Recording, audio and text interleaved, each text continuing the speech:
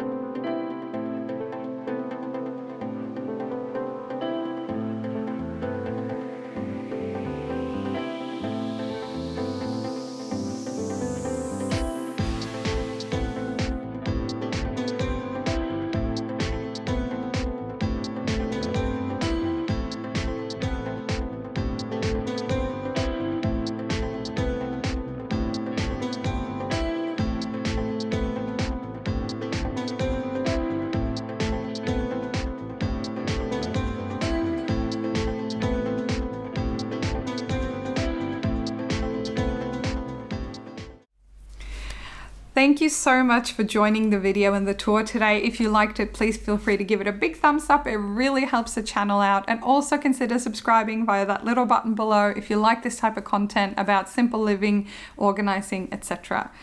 Needless to say, I really love this space. You can probably tell by the smile on my face. It was a big, intense project for a short period of time, but it really paid dividends. And I think it goes to show that if you have limited funds, a lick of paint and some really basic things can make a world of difference. It would have been so easy to dive straight into a massive transformation and renovation of both the bathroom and the kitchen.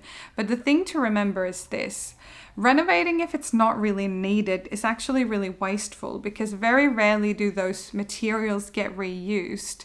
And upon inspection of the tiles, the shower tiles and things like that, they were actually clean. They just needed a really good scrub and a really good clean, and they were totally fine. Same thing for the kitchen. We probably will do a full renovation somewhere down the track, but this is not only practical and functional. The thing that made the biggest difference was replacing the lights and painting the walls. So if you are on a tight budget and you want to make something nice and comfortable, you do not have to gut a place and rip everything out, even if that obviously is a very quick way to totally transform a space. So I hope you got some inspiration from what we chose to do, and hopefully you can apply them in your small space, whether you are renting or owning where you live. And I look forward to see you in the next video.